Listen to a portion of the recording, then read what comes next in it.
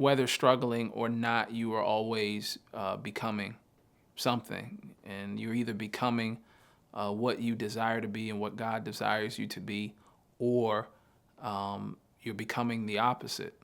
I think we're always changing, always growing, always evolving, and sometimes in the right direction, sometimes in the wrong direction. And I think that the ground of struggle is a place where you can grow much more, maybe not faster, but stronger. The soil, if you will, of struggle is a place where you can grow stronger.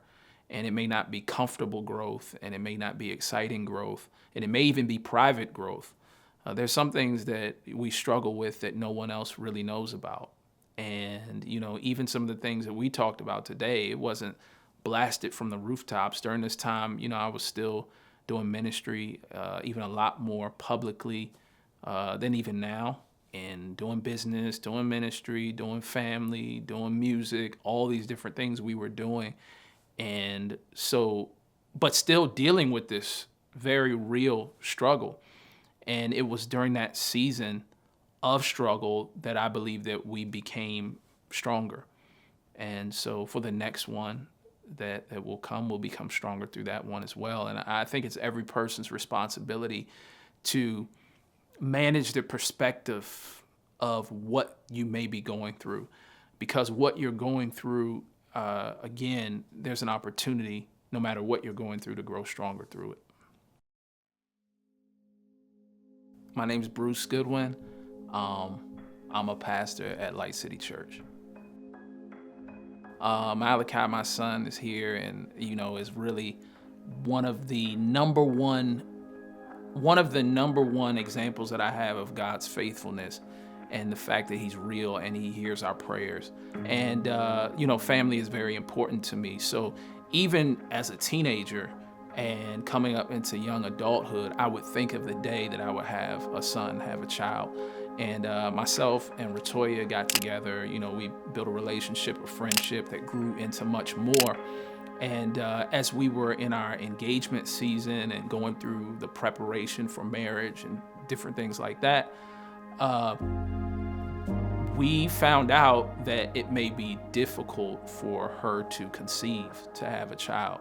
And this was actually prior to engagement, now that I'm thinking about it. I think my mind was so focused on getting engaged and moving forward in those things. This was actually a little bit prior to that. And so she had gone to a doctor's appointment and had found out, that's what they were saying, hey, it's very likely that you won't be able to have children. Went to see another doctor, and I went as well and heard the same news.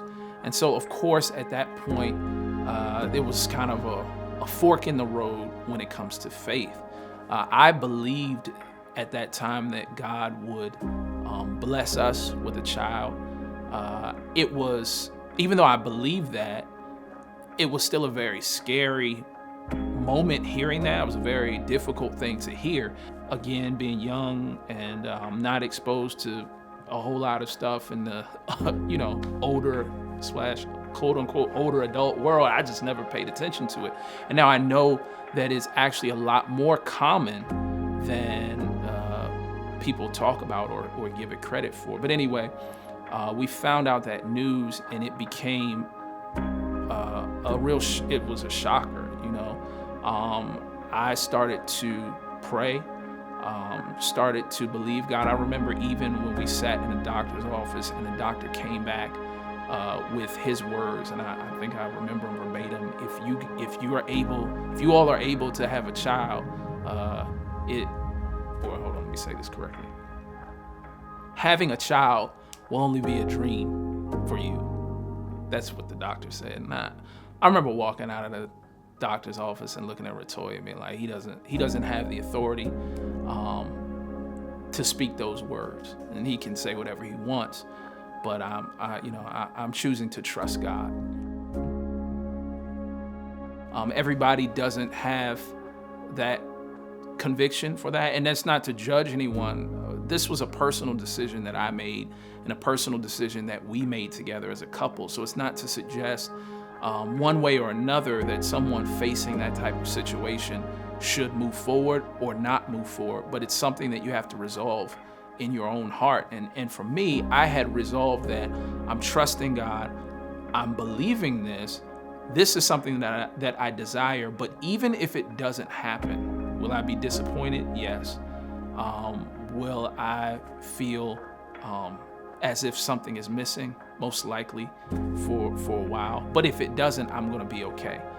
So I had to balance that faith, one, of believing, and then also the having the faith as well to say, even if I'm not seeing this as clearly as I think I'm seeing it, I'm going to be able to live with the decision that I made. I think we have reached a point in our relationship where, we were really in love, and even a child would be a really, really good addition to that love. You know what I mean? And would feel like it completed the package. But at the same time, we enjoyed our time before we had our son, and of course enjoy it even the more afterward. But it got to a point where it was like, hey, this is us. We're a couple. We love each other, and we're going to move forward. And again, that's not for everyone, but that's just our story. When we first moved in this house, this room, I think, was maybe like all white. It was just plain. And years before Malachi came, we had it painted, professionally done, put the stripes up and all this other stuff that you can see some of it, I'm sure. But we got it ready as if a baby was coming. And even on the wall that's on that side over there, we had scriptures up and confessions up and things that we were praying and declaring on a regular basis. We would even come in here to do our prayer time and devotional time and just believe God and thank God that one day a child would be in this room. So this room has had a lot of prayer, a lot of tears, a lot of laughs. And so this very room is one of those faith moves to get that ready from before he got here. So operating and moving forward by faith, there's nothing to lose. And that may be, I know I'm not supposed to be preaching, but that may be an encouragement to someone who's watching this. There's not, if you hear an absolute no about something, there's many times nothing to lose by operating by faith. I went to a private school. I went to Riverdale Baptist School, which is a private Christian school, and I initially went there only to play sports. At that time, they had one of the top baseball programs in the area, and I played baseball pretty competitively, so I went there because it was the best school to go to. What I didn't know was, while being there and having an opportunity to play, I would also be introduced to the gospel. So it was at that school that I first heard the gospel, and it was at that school that I first gave my life to the Lord. I was the dean of students at that school, which is almost like the vice principal, and I think I started working there when I was 20 something, where I wasn't that much older than the students when I first got there. And it was God's favor. I went, they invited me to come back and to speak at one of the chapel services, because they have weekly chapel services. And right afterward, the principal approached me and said, hey, what are you doing? And at that time, I was just doing business full time, but I was actually looking for a job at that point. I hadn't even really started aggressively looking. And she approached me and said, we might have a position open. And I was like, oh, really? I had no idea what the position was. She told me what the position was, and I was thinking, are you sure? But it all worked out, and so God opened that door, and I was there as the dean of students. And so Rotoya and I got married, and then one day this was the night before, we were really going through, because when you're walking out a faith journey or a process of faith, it's not all ups. Sometimes you have downs. Sometimes it's like, Lord, I believe, but help my unbelief. So I walk in the office, and this is, again, a very difficult day the night before.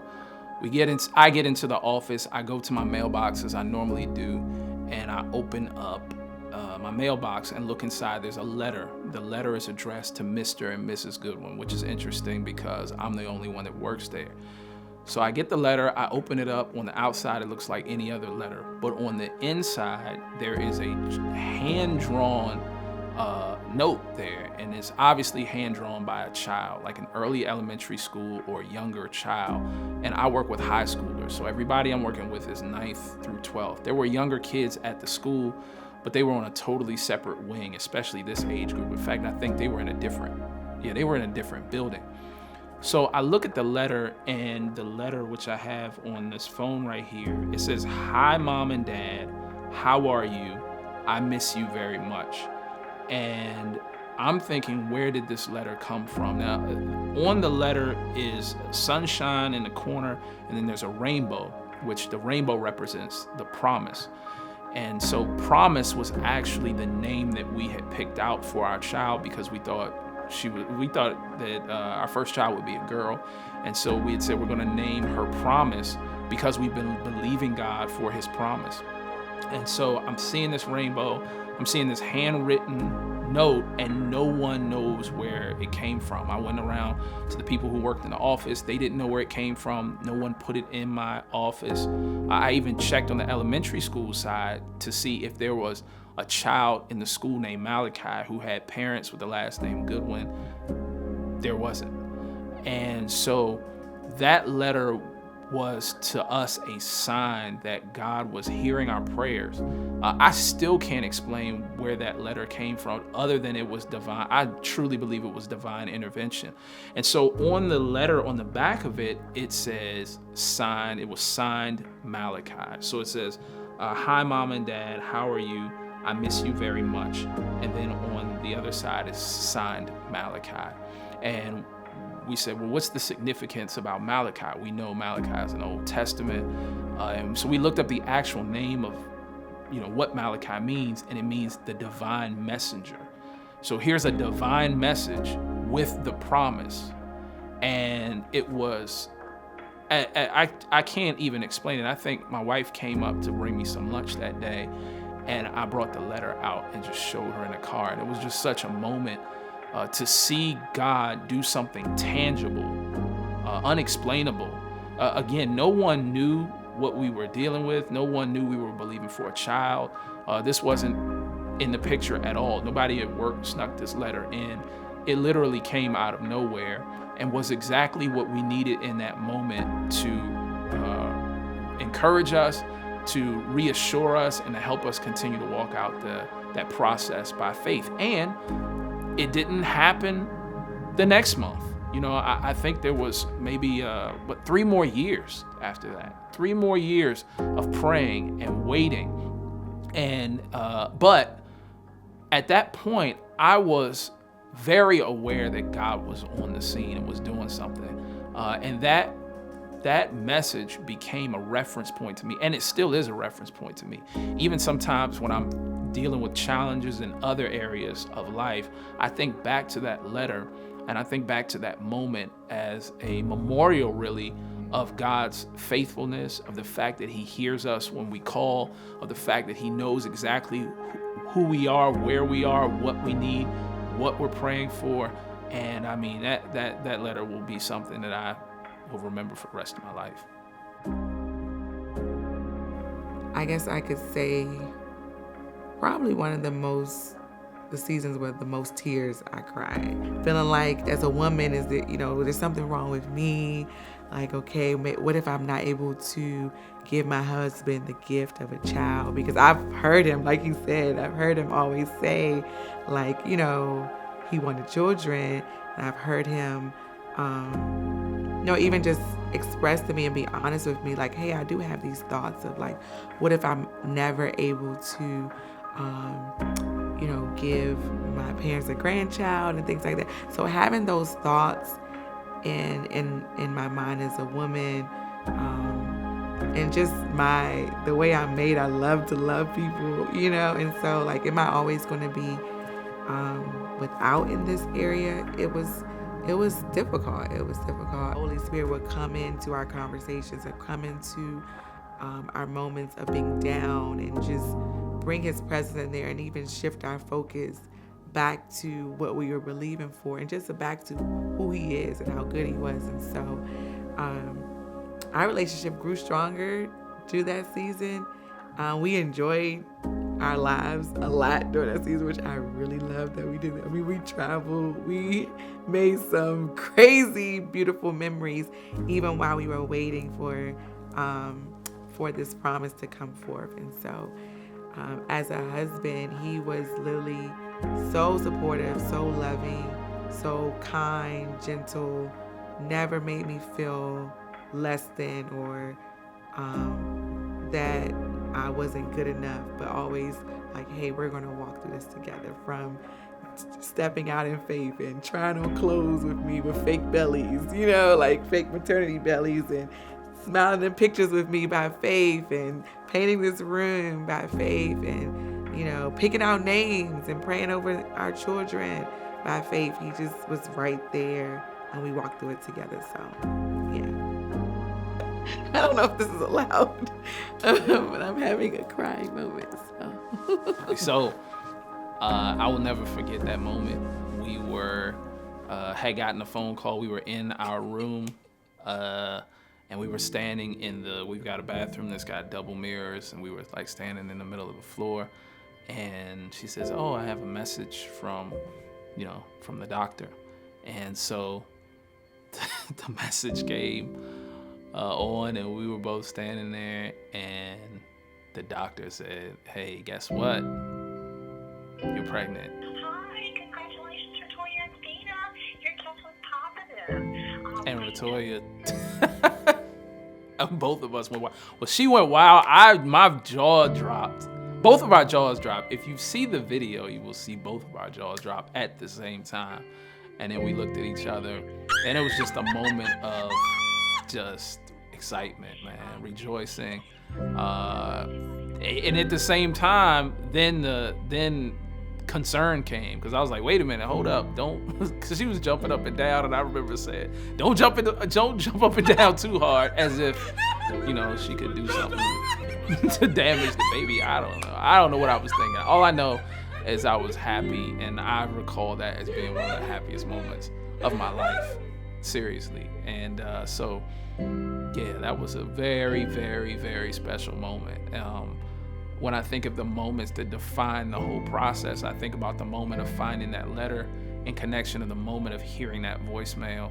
And it's just, the Lord moved. And we were extremely happy. And the faith journey began again from there. To go from that point to delivery, which was a whole nother faith journey. But hey, God is good.